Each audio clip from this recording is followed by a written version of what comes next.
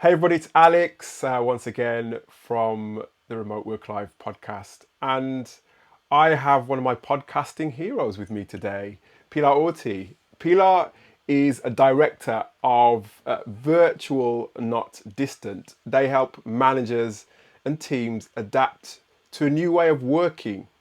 And I've had Pilar as a guest on the podcast before. As I said, she's a hero of mine in terms of podcasting space. One of the first podcasts I ever started to listen to. So I will put the details in the show notes for you to listen to as well. But apart from that, Pilar is embedded in the world of remote work. She's a remote work expert, go-to thought leader in the area of remote work, especially when it comes to helping teams, helping managers. So Pilar, I want to thank you once again for coming back to the Remote Work Live podcast. Thank you for being here. Well, I'm delighted to be here. Always good to speak to you. And the second time is, I'm really looking forward to see what we talk about today. Me too, me too. And I think last time we spoke, we were talking more about teams. You're giving advice in terms of how teams, especially the teams that were new to remote work, could transition and adapt to the world of remote work. And that's what you're all about. But I wanted today find out more about you and what inspired you to be where you are today. And I just wondered, first and foremost, Pilar, could you just tell the audience about yourself and, where are you in the world now as well? Well, physically, I'm in London, so that's good because that's my base, and I think that's important because I'm someone that has transitioned.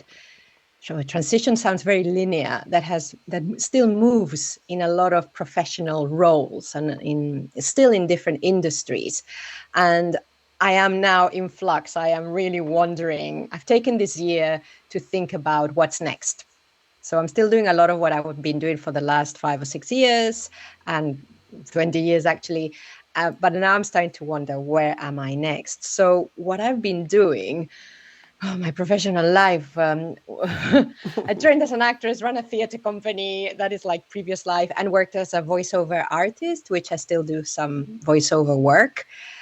But what I've been doing over the last, say, 10 years is looking at corporate training and training in organizations. I started in leadership training around the 2010s or something. And I started to see that more and more organizations were using technology to run their teams. So basically, I could see more virtual teams, etc. So I started to look into that space, and I thought it was a very interesting space because it needed a lot of deliberate action. It needed teams and managers to really think about how they wanted to work together. And I thought that is very attractive. And a lot of people were making a transition to using more remote work. So I thought, oh, that's great. We can use it as a tool to stop and think and design new ways of working. And then the pandemic came and lots of people had to adopt remote work without thinking, without designing new ways of working. And those years were interesting, I'm sure, for you as well, for a lot of people in the remote space to just see stuff being adopted in whatever way was possible. It changed how I approached the work. I was like, whoa, what am I doing here? Talking to people in the middle of a pandemic about visible teamwork, which is my thing. And so it was an interesting time. And I podcast a lot, because I love talking and because I love having conversations about the work. So the show that you listen to, 21st Century Work Life, is my longest running show. And it really started because I wanted to have conversations with people who were doing things. It was more broadly in the 21st century, what work looked like.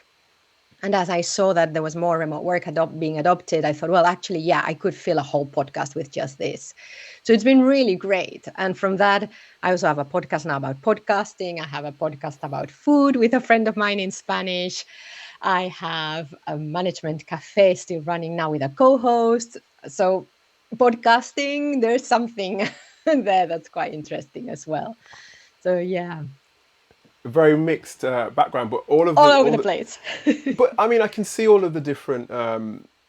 You mentioned linear, but it's there's very much a relationship between what you've done in the past in terms of the theatre-based work and the creative things that you're doing or were doing, AOL Time Warner, Forbidden Theatre Company, to the things that you're doing now. There's definitely a correlation, and I think so. You're doing voiceover work as well, and obviously voiceover is very much related to the audio Yeah. landscape that you're in now. And you've got three. Did you say three podcasts all in one go? I am involved with five plus one, I think, plus one that I do a co-host for someone else. Yes, I think. And you've got the adventures in podcasting as well. You're a chief podcaster there as well, where Yes. you're helping coaches, facilitators, and trainers. Gosh, I just about manage one podcast. Well, that is an issue, actually.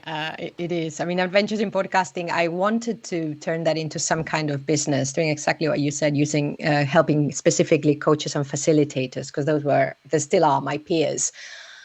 I haven't, I played with it for a bit and then I stopped, and it's now lingering there. And I'm thinking, what can I do in the world of podcasting that is useful and that people will pay me for? So that what but I love podcasting. Yes. I do as well, and I think I love it for the same reasons as you. I mean, for me, it was about trying to engage people in a conversation, but also trying to give them value as well at the same time as talking to them and reaching out to people. I was working remotely, but there was a point where I was finding it quite difficult myself to network. So I thought, how can I do that? With people across the world, and Yes. it was accidental, to be honest with you. I think, but it kind of it works, doesn't it? It's kind of it's a nice way to just have conversations and find out about people, isn't it? It is. I think it's especially, I mean, I don't know about you, but I don't like chit chat. So I like to get into the meat of the conversation. I mean, the kind of conversation we're having now, I love having it. Uh, so the podcast gives you that excuse to go straight into it. And it's really useful. And also, you can reach out to people who you already maybe have something to say to, because you've read an article of them, or like you've listened to their podcast, or they work in a specific field. So you reach out to them, and then the conversation is a conversation that you want to have. Hmm. I think that's something that a lot of people pitching for being on a show, or PR agencies pitching guests, they don't understand that indie podcasters are there because we want to have certain kind of conversations with certain kind of people. So I think that's the main thing. And there's so much going on now with podcasting. There's you mentioned because we were talking about tools before. There's so much going on. There's so many. I don't know about you, but I get a lot of people pitching me to come on the show. Yeah. But like you, I want to have conversations with specific type of people, and I think I think you mentioned you want to. When you talk about podcasting, you said you wanted to explore doing things more with your podcasting. Is that one of your eventual goals? Is it? Yeah, that's one of the things that I want to do more of, but I'm really trying to see where I fit in. So again, I thought, well, maybe I help coaches and facilitators set up their own show, but maybe that's too vague. Maybe it's something about, there's something for me about how you show, in a way, how you show up at your best in a show, whether it's with a guest or on your own. So there's something about how much you edit what you say. If you are looking after the edit, or if you're working with an editor, how much of a conversation should be or shouldn't be edited. There's something that's really interesting there. So the technical aspect of sound, there is something about the persona that we adopt. Hmm. It's really interesting. If you listen to, just to have me as an example, because I know myself quite well, if you listen to me in all the different podcasts, you hear a different side of me. Sometimes it's very subtle, but it's definitely, you bring a persona to the podcast. I was going to say to the show, because you need a performance energy. So there's something about how the podcaster shows up that is also interesting to me. But I also haven't found how to help, whether it's with online courses or one-to-one help. I'm still, and it might be that I end up thinking, you know what, I just want to do a podcast. I don't want to help other Yeah. people. And then that's a whole other way in which a business can go, is how do you make money from your podcast? So, which I don't think we can make a lot of it, but there might be a way of the content being what generates the income, rather than it being a vehicle for us to then attract people to other parts of our business. Yeah, so many tools as well. There's a deluge of different tools and services, and for me, I don't know if this helps you, but for me, it's the consistency is the thing that I think a lot of podcasters suffer with, is the consistency, because there's so many things that are related to doing a podcast, like getting the guests, booking guests on, and then once you've made the recording, editing it, scheduling the recording, post production, promoting it, and then transcribing it. There's so many different. Yeah, so Yes. I can see why you're trying to figure out where you fit, because there's so many aspects to it. Yeah. But in terms of the theatre side of things, just going back now to your early career, I'm keen to delve a bit more into that. And because, as I said, I was looking at your career whilst you mentioned I mentioned a artistic director and workshop leader. How did that? How did you sort of? How did your career progress up until that point, and then after that, more to a more entrepreneurial side of you? How did that all sort of come about? Well, I am totally self-made because I have an issue, which some people could look at as a strength, but I think sometimes it gets in my own way, which is I am extremely curious, and I also like to learn by doing. So I'm very lucky that I have a lot of confidence in myself, and so I don't mind making mistakes. I don't mind how I look to others sometimes. So I learn by doing. So I actually came to London to do a biology degree and then ended up training as an actress. I'd always loved acting, but it's one thing to love to act and the other is to want to become an actor. So I decided, okay, let's see what being an actor looks like. Or actually, let's learn to act first. So I trained. And then during the time at drama school, I became friends with someone else, another actor who really was very entrepreneurial as well. So we set up the theatre company. So that's how it happened. Of course, I mean, while I was looking for work, I don't think, did I get any other work? I'm not sure, but I didn't wait.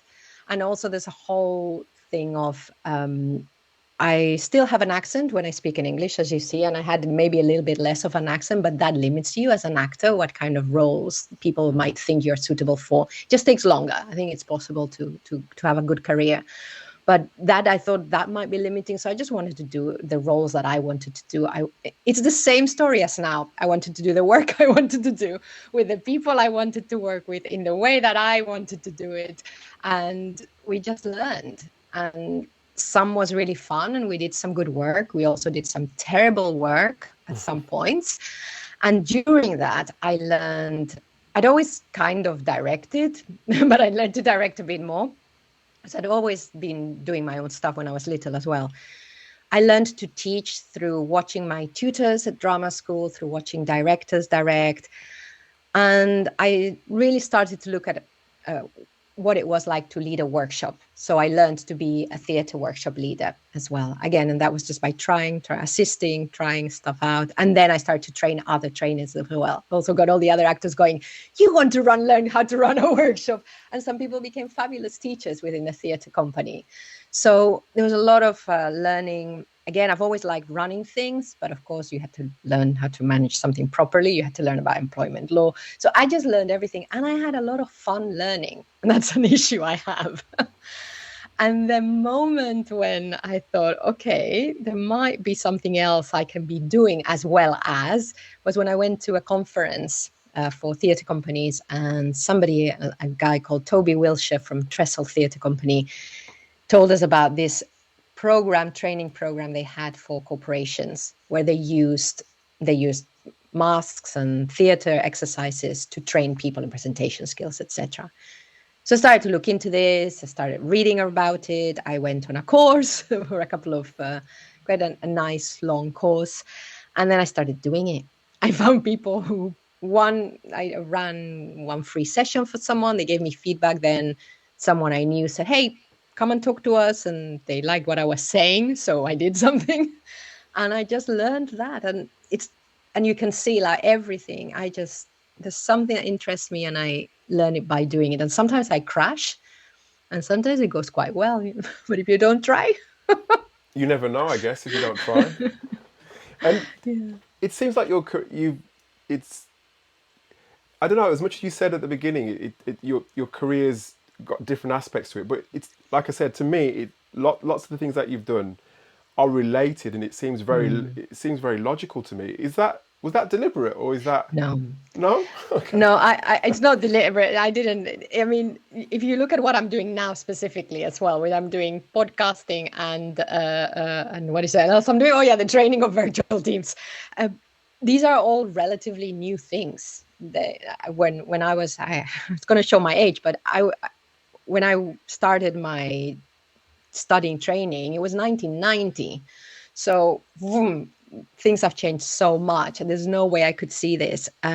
There was a point where everything came together even more, which is when this thing about using theatre in training, corporate training, I was actually doing team away days and leadership training using physical theatre, which is something that it's something I love. And that was merging my interest in science, in physiology, in psychology, theater, the corporate training, the leadership, the experience. It really was bringing everything together. Now it's gone a little bit, well, actually, it's just evolved. So I think what might be happening, it's very interesting that you said that, because I think what's happening is just that we develop some strengths and interests, and even I might have not even have realized that what I was doing was seeking where can I do more of this. I've been doing it like this in this way, but maybe if I do that, and eventually you go, well, actually, if I do it this way, I do it better, or I feel like know what I'm doing if I do it this way. So it's very, I suppose, it's quite instinctive way of shaping the career. I have to say that the voiceover has stayed all the way from. I've been voicing since 1998. I do a lot less now because I don't have a proper home studio, and a lot of work has gone to the homes. But that also just meant that I had an income that was relatively Right. constant, which allowed me to play a lot more. I think that's quite important to say. So did you have like multiple? It seems like you've got multiple streams, but all kind of running, alongside each other Yeah. to support. Okay. And remote work, as I said, you're a massive advocate and an expert where remote work is concerned, and training with remote work. I'm trying to see. I could probably, when I'm looking at your various things, I'm trying to see where that begun for you. Where did that begin, and where did that begin to be important for you? So I was looking at the leadership training, etc., and I started to just see that that people were talking about this thing called virtual teams. So I started to look into that, and so two things happened. One is, as I was looking into it, I started blogging about it, and what I found was that the pieces that were about that space were getting more attention than the pieces about normal leadership. So I thought, okay, the leadership training arena is full. I mean, there's a lot of us there anyway, in whatever aspect, but not many people were doing that, the virtual team remote work thing. And I thought, well, also, typically trainers are very people. And this thing of using technology to build teams, it's like, no, I'm a people person. So I thought, great gap. I can go in there. I love technology. I've always thought it's great. I have no issue with it. So in my head, that's what was happening. At the same time, a couple of things happened. My father got Parkinson's, and he was becoming more ill and more ill. So I was going more and more to Madrid, and I met my husband in Holland. Oh So wow. at one point, well, he wasn't. He wasn't my husband then, obviously. But at one point, I was going London, Madrid, Amsterdam, London. I mean, what wonderful life! I mean, you're Jet gonna go. setting. Yes, it's gonna be between three different places. And I was trying to build this team building leadership training business. And I thought, this is really difficult. So I started to look at what work was online. And this is when people per hour was relatively new. Fiverr was around, but that's a different kind of thing. Upwork, which I didn't touch, and people per hour seems. So I looked for work. I wrote some blog posts, and then there was a post for someone to moderate the forum of an online leadership course, an accredited leadership course. And I thought, I can moderate a forum, and that's something that you can do from anywhere. So I did that, and then the lady was actually based in the UK. So I even met her, and there were a couple of people in the team then. And I stayed with that. And then at some point she said, would you like to run a webinar? And I said, yeah, I can run a webinar. Mm-hmm. So the lady who was in charge of the webinar program taught me how to do it. And the first webinar I ran, and it was, what was that? Go-to webinar Okay. on that platform, only with slides, in the chat, talking to people in the chat. Every now and then someone would open the mic, and I ended my first session and I was sweating. Yes, because I've been so engaged and I was so into it, and it didn't matter. I felt like I was in a room full of people. Wow. And this is one of the things why I stayed in that space, is that some people cannot connect unless they have people around them physically. For me, it doesn't matter. Just with the chat, just with presence in the chat, I felt like I'd been in a room full of people. And so from that, then the lady who was in charge of the webinar program left. So I took that over. And then eventually I just thought, well, maybe I can do more stuff. And then somebody actually through LinkedIn said, I started to create an online course on leading remote teams. And someone saw it and they said, oh, could you turn that into a in-person workshop? And I said, yes, I can do that. When was that, Pilar? About what time was that? That was not 19, sorry, 2000, maybe 18. Okay. Yeah, something like that. So I did a few years pre-corona of thing, and everything changed so much. So anyway, that was where the remote work came in. Is I went into the space and saw the need and just evolved.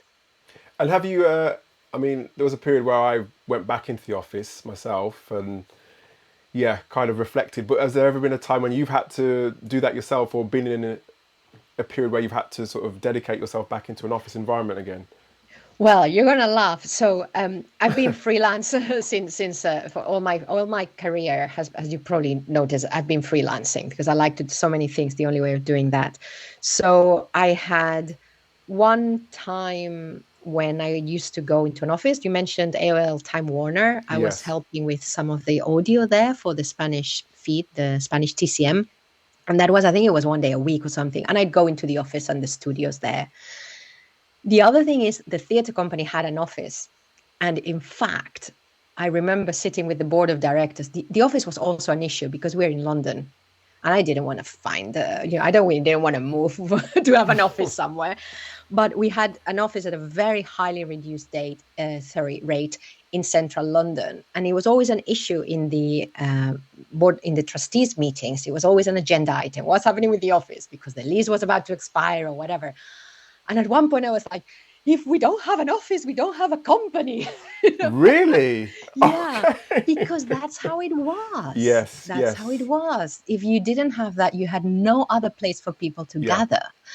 And then eventually cafes started to open up in central London, and then it Internet wasn't as cafes. important. Yeah. Yeah, just chains that you could have meetings in. But there was a point, if you didn't have an office, you didn't know where to gather your people to meet. Yes. And so yes, but since I left the theatre company, I started using co-working spaces, but I rarely use them anymore as well. I'm fine home. My life has a lot of, I do exercise, so I go out once for a couple of hours into the social club. It's a gym, but it's also social. And yeah, I mean, if I had an office that was really near and really comfortable, I mean, I am part of a co-working space, but it's not as comfortable as this setup. That's the only thing. But if I'd be there. We used to have this office in Rupert Street in Piccadilly. If I could have a really Yeah. cheap, nice office there now, where I was super as comfortable as I was then, of course I would have it. But it's not, one thing for the other. So yeah. No, that's. It's funny you say about the idea of if you don't have an office, you don't have a business. Because before I started, well, no, there was a point where actually, when I was working remotely, I didn't actually tell anybody I didn't have an office because I was actually quite afraid how they would react to me. Yes. I had this on my business card. I had like a service office, like a Yes. service office address, which made it look obviously as though I had an address, Yeah. which I didn't. It was just where I took gathered all my letters. But I Yes. would never tell anybody that I didn't have an office because there was times when I did tell people and they would say, basically their whole sort of demeanor and their mood towards me would change because they think, what kind of serious business person doesn't have an office, you Yeah, know? yeah, yeah. And it's just amazing how, you know, okay, there's still a way to go in terms of remote work being taken, you know, seriously, virtual work being taken seriously. But back then, it's so much different now then to what it is now, isn't it? Or wasn't it? Yeah, Yeah. completely. There's a lot of people have told me the same thing as well, that they didn't mention Yeah. to their clients or potential clients. I think now that's different, which is great. Even that's been one big something's changed after the pandemic and some things haven't, but I think that's changed, that actually now people know that you can run a successful business, that actually having an office is probably a choice.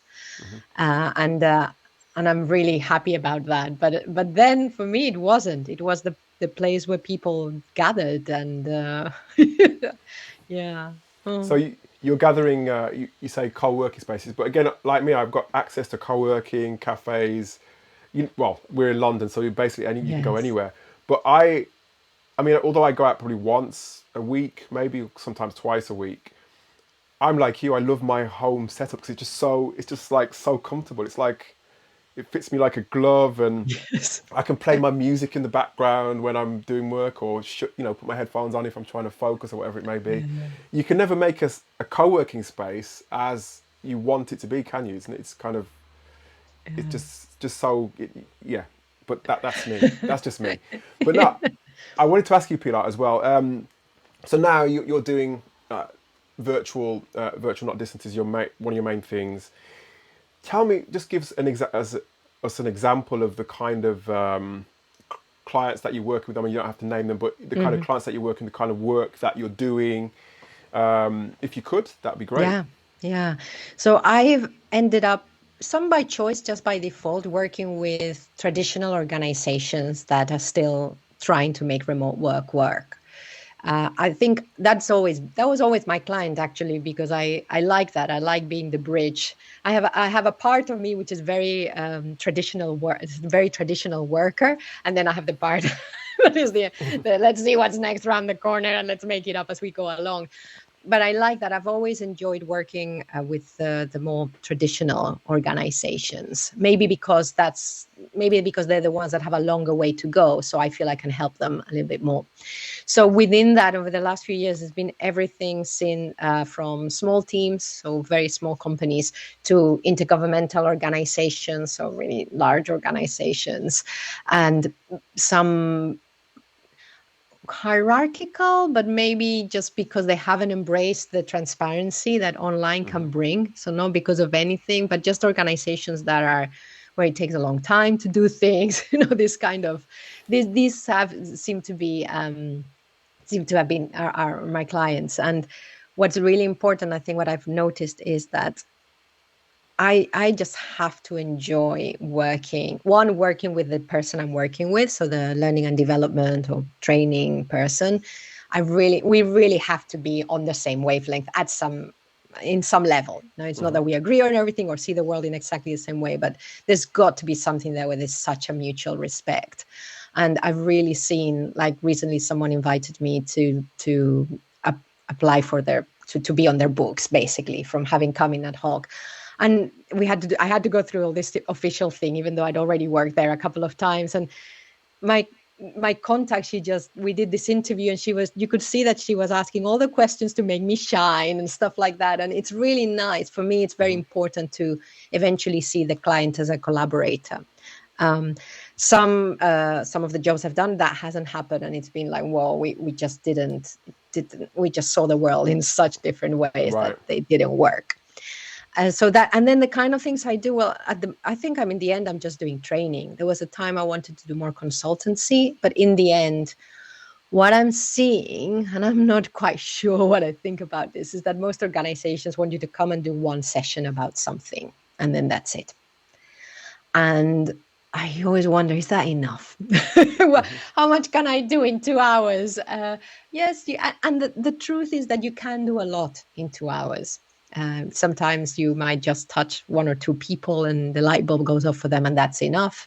Other times you can see that more people want to do something different after you've been with them. But one of the last pieces I did was really nice, was a little bit longer because it was about asynchronous communication. And that's what I'm focusing on now.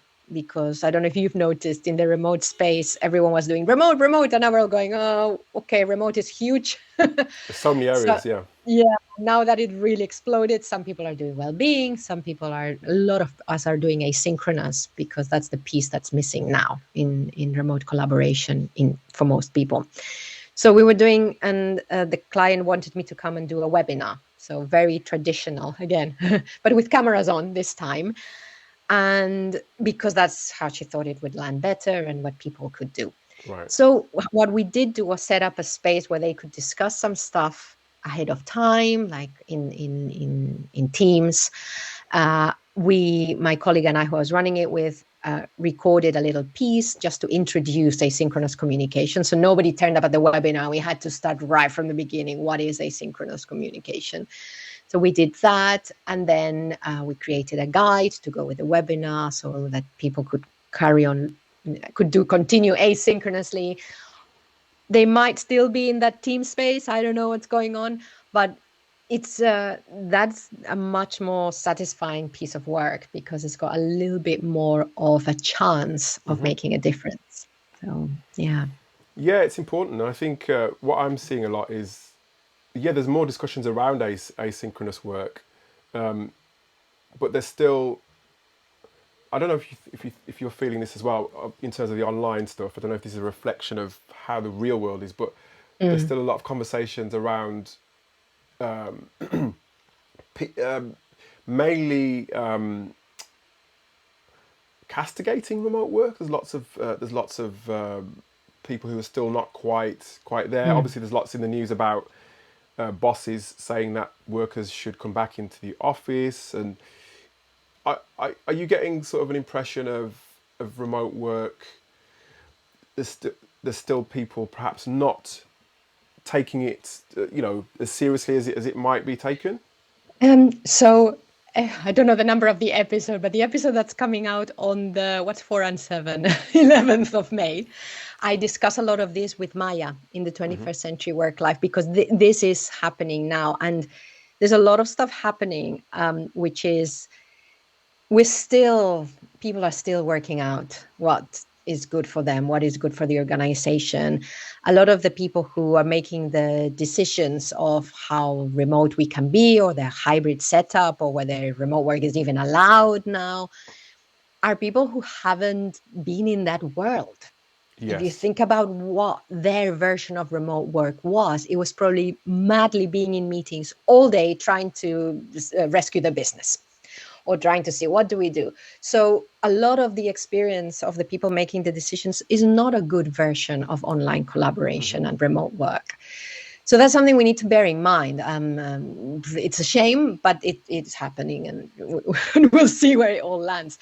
And we are still in flux. Like we see companies going, yeah, people can do this. Oh no, we can't. Oh no, yes, we can. Or no, we can't. And in a way, sometimes you're thinking, well, they've got to try something and they've got to say something.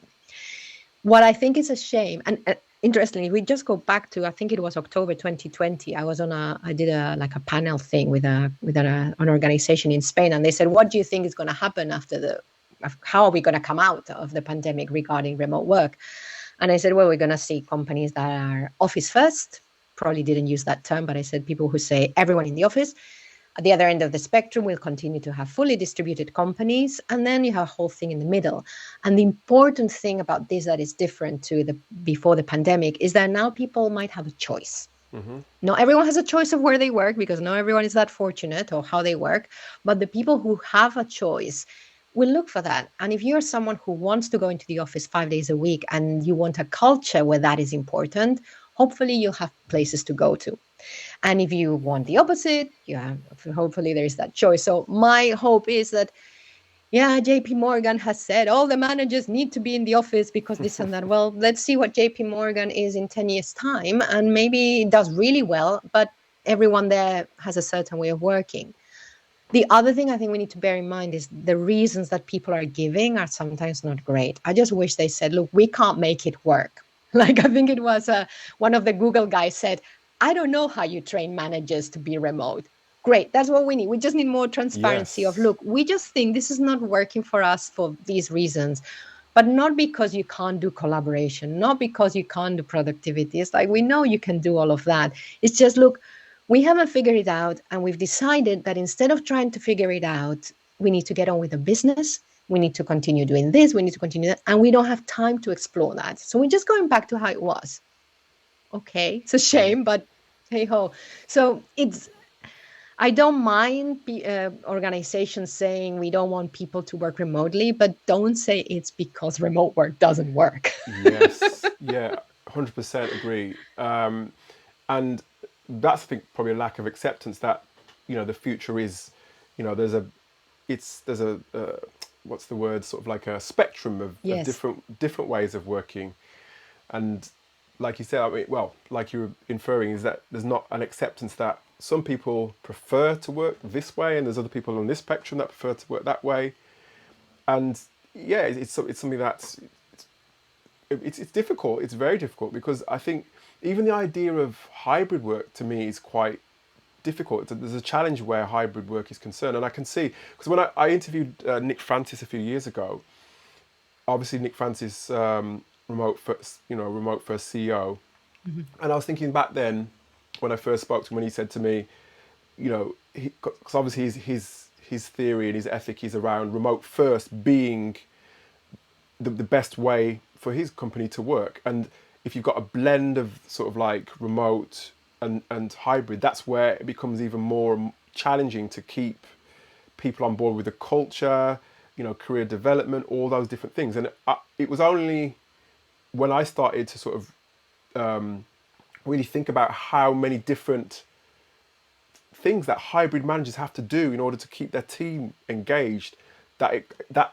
I realized how what Nick Francis said was, it really made sense to me then. There's so many things. I mean, you have to, if you're working in a hybrid situation, there's going to be some people that may come in more than others or have more interaction with a manager than others. There's others that might not, somebody might come in a different day, or there's just so many different complexities to it. So I don't know. I can't see myself how it's going to sort of shape up. And I'm sure there are hybrid teams out there that are doing it successfully. And in fact, I'd probably like to have a couple of them on the podcast. Well, when just before the pandemic, I think it was 2019, Gallup surveyed engagement for remote workers. And they said the highest engagement was for those, I think it was who were either 3 or 4 days not in the office.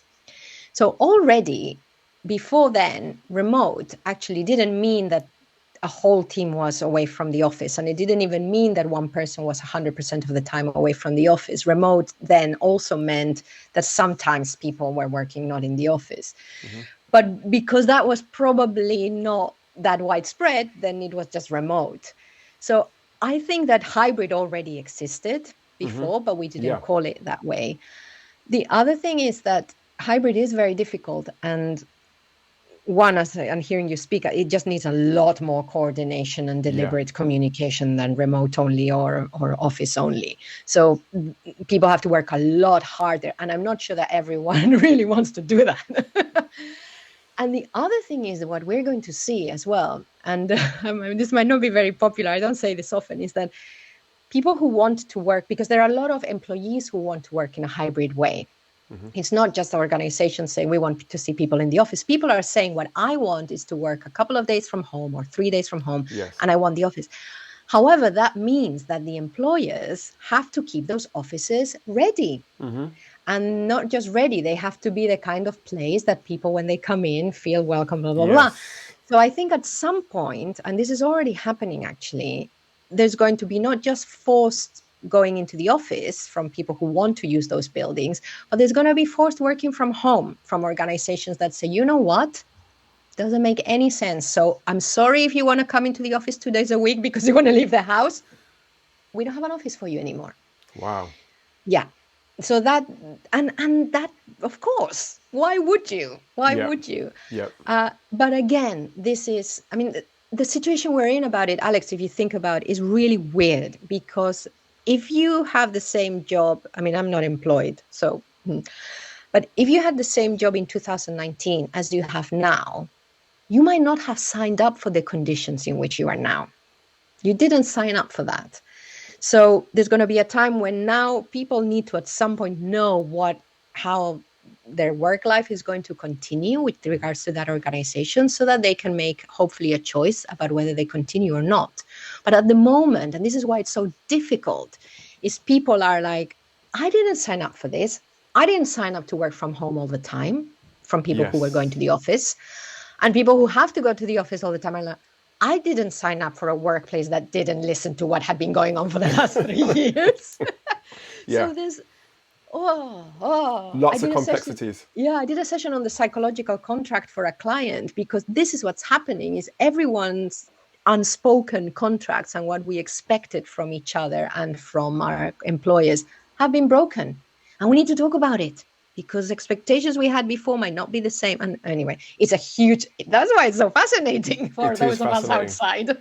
It is fascinating, and I see it. You know, what you just said is big as well. Having the discussions around it, the contracts and all that sort of thing, and the way it sort of plays out to me every day when I'm looking. Because I look online, I look at, you know, when I'm dealing with my clients, I'm helping to find work, for example, Mhm. and like what you said, there's some of my clients who are very much about, they don't want to go back to the office. There's others that want to go back to the office, and there's some in the middle. But their lives are not is not made very easy by some of the job adverts that you see on, you know, Mm. some of the job adverts you see online.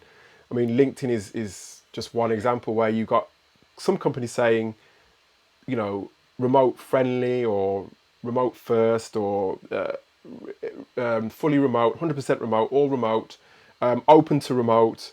Do you know what I mean? It's just Open to remote. Okay. it's just like, what does that actually mean? So I think, I don't know if it was you that said online, I think it might have been you, that there needs to be sort of a definition for what do you mean by remote work? Because I think now even somebody like who is it? I think, is it GitLab? I think they call themselves all remote, Hmm. Hmm. Yeah. and that's confusing in its. I'm not saying that they're confusing, but what I'm saying is Yeah. all Yeah. these different definitions Yeah. confuse people, and then the people that write the job descriptions and the adverts, who perhaps weren't that good at writing adverts anyway to begin with, are now Yeah. trying to tempt people by saying, "Oh, with this, that, with the other." But it's confusing me, you know. Yeah. I think, just thinking back to whether I said, I think I might have been talking about hybrid specifically. Right. The because yes, remote first, full remote, blah blah, all of that is confusing. I think that hybrid is that times three times confusing, because hybrid means nothing. I mean, hybrid can mean, and also I think we're still we're still talking about location. What is this? What does Yeah. hybrid mean? Does it mean hybrid choice? Does it mean that you have a choice? Does it mean that you're working with in an environment where there's so much independence that everyone does what they want? Because some people might not want to work in a team where everyone can choose where they work, because that might not be what they like. So yes, I think that I think at some point, hopefully, hybrid first. I don't know, hybrid, the 3-2, hybrid autonomous, hybrid dictated, remote dictated, working from home dictated, co-working enabled. We can think of lots of definitions. There is so many definitions, and that's yeah. But hopefully, I mean, I don't know. I don't know how this is all going to sort of pan out, and how it's all going to sort of settle itself down. But I think, yeah, it'd be interesting to see what things happen. I think somebody said, I think who was it that came on the podcast and was saying to me that this year and the beginning of next year is going to be the year of sort of get people getting back into the office, or businesses saying come back into the Mm. office. And he said that as of, you know, maybe tail end of 2004, beginning of 2005, Mhm. that it's going to be more around, things are going to settle down, and then we're going to see a bit more definition in terms of the companies that are more comfortable to say fully remote, or whatever, it's remote first. Yeah. But be interested to see what the future holds, but we Yeah, will see, we will see. we shall see. And for you, Pilar, because there's so many avenues in which your career can go down. You're a freelancer, as you said, and you've done a variety of things, but as I mentioned, all interconnected. If your career, if you visualize your career as like a staircase, how far are you along that? How far are you up that staircase? Well, if I were 20, I would say at the bottom, but I'm Oh, not 20. Just from, so I am shifting how I look at my life anyway. I want to do more writing. I'm learning to write fiction as well. There's just a lot of stuff that I'm trying to do, and I am at the beginning of where I want to be in 10 years time if I get there, because I want to have a lot more sources of income, right. and I want to productize a lot of what I'm delivering now. I really want to do that. In fact, if you or anyone listening knows of a way of delivering audio courses that is easy, where you can charge, not through a podcast, not through Teachable, Right. then let me know, because I think that I would love to do that. In fact, I've been creating with a colleague, hopefully we'll get it out at some point this year, an audio course about asynchronous. And I think I would like to do a lot more of that. I want to create audio courses that people can listen to and reflect on away from the computer. So I want to do that. I want to do more writing and find what ways of income I can create as a creator, as an Right. artist. I'm also, I want to go into the self-help arena, because I've been doing some doodles with a Happy Daisy, which is where she's got this message of slow down and smell, slow down and smell the coffee kind of thing. So, and again, I'm learning how to draw comics. There's a whole new way of, I read somewhere that work is how we express ourselves. And that has been so true for me. And I think I'm now ready to just make it about self-expression rather than anything else. So I am at the bottom because I am shifting. Right. I'm completely shifting. And I think I'm ready to leave some parts of my professional career behind. I'm not ready to leave some others. So I think yeah, if it were a staircase, I'm definitely at the bottom and I'm There's a lot more crawling to a come. bit. No, And we'll see where it goes. there's more to come. I wouldn't say you're crawling at all. I think there's the message I got from that is lots more to come, and I think there's so many different avenues, and I think yeah, audio I think is going to be is big as it is now, but it's going to get even bigger, and back to the idea of remote work and async work. There's still not complete clarity on how that's all done. So if you can deliver that in an audio course, then Yeah. you could be onto something there. I hope so. And it's pitched. What's really interesting, so without going off on another tangent, what's really interesting at the moment is there is a lot. Like this week, there's a lovely guy who's about to publish with a mainstream book on async. So I got that to have a look and give an endorsement. Someone else also got in touch with me and said, can you have a look at this stuff online, which is all about async? And then I saw someone else post on LinkedIn, I've got this new guide about async. There's a lot of stuff that's coming out for fully distributed, mainly software developers, that kind of, you mentioned GitLab, the GitLab aspiring, those Yes, companies that yes, aspire to be like GitLab. There's a huge piece for organizations like the ones I've been working with, which are the traditional ones, which are not going to use half of those terms. They're not going to do all that stuff, but need to make their remote work more sustainable. So that's the space I'm looking at. And I think our course is very basic, but I think it just touches on all the things that some people have not had time to think about. So, and yeah, and audio, I'm really excited about finding a way. There's still not a way of delivering audio as courses, but I think it's a matter of time before someone says, here's an app. yeah. Because all you get really is you've got audio books, but that's not really a course, is it? And then you've got, I mean, LinkedIn have started to test a lot of audio now, so that kind of is a clue as to Me. what's to come, maybe. Yeah, there's and to be honest, I haven't looked at how that would work there, but the LinkedIn courses and stuff are they're closed, so you need to be invited to Yeah. deliver them, which I suppose I could look into. And they have been looking at audio and even podcasts and stuff. One of the online course platforms now has come up with a mobile app. Mm-hmm.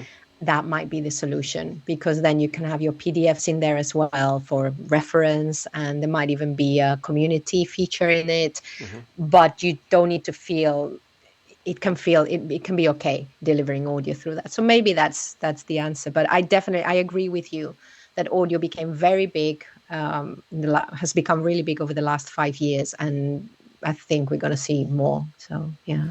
Maybe you could create your own platform. Maybe it could be a new thing. So when I'm trying to rack my brain, I can't think of anything that just delivers audio. Well, if Yeah, any developers out there, yeah, yeah. because I did, and I was talking to someone at some point who was creating something, but I don't know what's happened. People come and go. But yeah, I think that I I want to create something that I know will work, and Mm-hmm. that if a learner has a problem, that I'm not the one they go to. So I want a Right. platform where they have a customer service, so I don't have to deal with that. So Ah. creating something new might be a bit scary, but let's Watch this see. space. What's this We'll be space? watching this space definitely. And well, I mean, it's been great having you on again, Orti. But Pilar. But I just wanted to ask you finally, because we've talked all about work. What do you do when you're not working? What do you do? You gave us a bit of a clue in terms of some of the things like the gym. You mentioned the gym. Are you Yeah. fitness? What other things do you do when you're not working? So lots of stuff, because something I've been really trying to do over the last year was to spend less hours at the computer, Yeah. and work less, actually. And just so, the reason I want to work less is so that I can enjoy it more. So I don't feel like I'm all the time working and catching. I was like, no, I want to do things well. So I actually take Fridays off, but work on Saturdays. And by Hmm. work, I mean editing podcasts, which is so much Wow. fun. It's like being in a room with my friends, listening back to conversations. So I love it. But I did that, and it's very interesting. If anyone has any flexibility, I found that because I take Friday off, Saturday is great because I have a lot of energy for that last day. Hmm. Then I take Sunday off completely, and then I start again on Monday. I do Pilates, which is great for, as a voiceover, it's great for the breath, something I Hmm. discovered after drama school. And it's great for posture. It's great for strength. It's like, if anyone is Let me thinking just sit about, up here. yeah, yeah, we're all sitting up now. So Pilates, I do a dance class. I used to do Zumba, but it's too cold in the gym where I do it. I do a dance class because I love dancing, and this is just like a fun dance class. And then I do another kind of Pilates thing. And then I started doing yoga, which I really like. I really like the teacher. She's like her style reminds me of the physical theater tutors. Really, Wow. she's wonderful. I read a lot. I love reading. Every morning I read at least 20 minutes, and then throughout the day, if I can, fiction. I also read a lot of nonfiction, and I watch a lot of television. I Do you? love crime dramas. Yeah, Crime crime dramas are dramas. great, especially What's the foreign ones. what's the latest crime? What kind? I mean, I don't get to watch a lot of TV, but the last crime. I don't know if this counts, but the last crime drama I watched was Breaking Bad. Oh, I did never watch that. I I know don't know it if was that big, but I didn't watch that at all. I don't know if that counts as a crime drama because I'm not that into TV as I said, but I don't know. maybe look at No, that. yeah, yeah. Well, if anyone listening does like a crime drama, well, we don't have Netflix because we were going to sign up to Netflix, Oh, I see. and we were going to sign up, and we bought the Roku, the thing to go online. And Yes. Channel 4 in the UK has so much stuff, and then we also still record from television into a digital recorder. There's just so much stuff. We don't need Netflix, but there's a Yes. lot of like Channel 4 in the UK has lots of Scandinavian drama, lots of French crime. And it's just so great. And then I also like cozy mysteries because that's what I'm writing. So I also watch like things like Private Eyes, or I was watching today reruns of Castle. I don't know if you heard I've of not seen that. that. No, no. What's that about? Yeah, Castle is just they're now in season 17, but I used to watch it when it was season 1. It was about a crime writer that joins the police, or that is shadowing someone in the police. So it's just like really easy cases, just very cozy dramas. In you don't really see blood or there's no real violence. You just they just solve the case, and then, you always know that the person who did it is whoever. If they have a relatively high profiled actor in the episode, that's the That's person the one who that did did it. it. So That's it's always not the difficult to case. work out who did it. So I love that. I love watching television. I really, really do. So yeah, that's those are the things I do. But work is fun. So Well, yeah. it's good when you can get to that point where work is fun. There's not many people that I speak to who have reached that point, and Yeah. I think everybody. What I'm going to do is leave your details in the show notes, Pilar, because I think, and that's the reason I wanted you back on the podcast as well, because I know that I get a lot of inspiration from what you do with the podcasting and your work, so I know that other people can as well. And I just wanted to say thank you again for being on the podcast, and we'll certainly be looking out for what you do in the future, and maybe there's a third episode in the making at some point. That'd be great. Can I say something really quickly? Something I've Yes, realized please. through adventures in podcasting, and especially talking to Michelle Ong, who's a lady who has steam-powered podcast talking to women in science. And when we were talking, we thought one of the things that came out that really struck me that I hadn't thought of before was when we podcast, as podcasters, of course, we connect with our audience. So we create a space for ourselves. Then we bring a guest, and the guest wants to communicate with the audience, and that is very important as well. But what we also do is we create a space for the guest when we're doing Yeah. interviews to stop, and we create the space for them to talk about their work, to reflect on their stuff. And your questions have been really amazing. So thank you, because I really, really enjoyed that. It's just such a Good. nice, you created a really nice space for me. So I hope the listeners also enjoy it. I loved it. It just feels like a great conversation to me. And Great. it's, like I said, I hope people can get some value. I'm sure they can. And put your details in the show notes. But yeah, and it sounds like there's a lot for you to come. It sounds like you're involved in a lot of things. But as I said, I'll be keeping an eye on things. And yeah, hopefully speak to you again soon, Pilar. Thank you.